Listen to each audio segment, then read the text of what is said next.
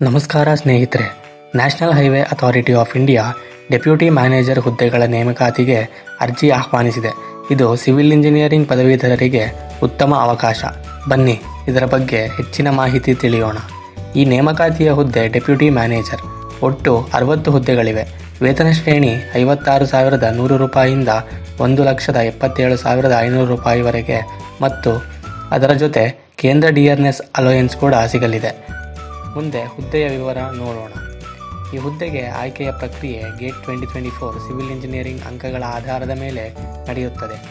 ಈ ಹುದ್ದೆಗೆ ಅರ್ಹರಾಗಲು ನೀವು 30 ವರ್ಷಕ್ಕಿಂತ ಹೆಚ್ಚು ವಯಸ್ಸಾಗಿರಬಾರದು ಮತ್ತು ಸಿವಿಲ್ ಇಂಜಿನಿಯರಿಂಗ್ನಲ್ಲಿ ಪದವಿ ಹೊಂದಿರಬೇಕು. ಮೀಸಲಾತಿ ವರ್ಗಗಳಿಗೆ ವಯಸ್ಸು ಸಡಿಲಿಕೆ ಇದೆ. SC/STಗೆ 5 ವರ್ಷ, OBCಗೆ 3 ವರ್ಷ ಮತ್ತು PWBD ಅಭ್ಯರ್ಥಿಗಳಿಗೆ 10 ರಿಂದ 15 ವರ್ಷ. ಅರ್ಜಿಯನ್ನು ಸಲ್ಲಿಸಲು ಕೊನೆಯ ದಿನಾಂಕ 24 ಫೆಬ್ರವರಿ 2025. NHAI ಅಧಿಕೃತ ವೆಬ್ಸೈಟ್ www.nhai.government.in ಹೋಗಿ ರಿಕ್ರೂಟ್ಮೆಂಟ್ ಅದಾದ ನಂತರ ಡೆಪ್ಯೂಟಿ ಮ್ಯಾನೇಜರ್ ಲಿಂಕ್ ತೆರೆಯಿರಿ ಮತ್ತು ನಿಮ್ಮ ಅರ್ಜಿಯನ್ನು ಸಬ್ಮಿಟ್ ಮಾಡಿ.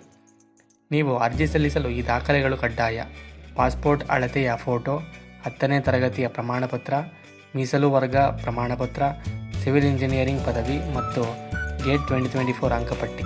ಈ ಹುದ್ದೆಗೆ ಆಯ್ಕೆ ಪ್ರಕ್ರಿಯೆ ಗೇಟ್ 2024 ಅಂಕಗಳ ಆಧಾರದಲ್ಲಿ ನಡೆಯುತ್ತದೆ. ಸಮಾನ ಅಂಕ ಬಂದರೆ ವಯಸ್ಸು ಹೆಚ್ಚಿರುವವರು ಅಥವಾ ಆಲ್ಫಾಬೆಟಿಕಲ್ ಆರ್ಡರ್ ಬಳಸಲಾಗುತ್ತದೆ. ಈ ಹುದ್ದೆಗೆ ಆಯ್ಕೆಯಾದ ಅಭ್ಯರ್ಥಿಗಳು 5 ಲಕ್ಷದ ಸರ್ವಿಸ್ ಬಾಂಡ್ ಸೈನ್ ಮಾಡಬೇಕು. NHAIಗೆ 3 ವರ್ಷ ಸೇವೆ ನೀಡುವುದು ಕಡ್ಡಾಯ.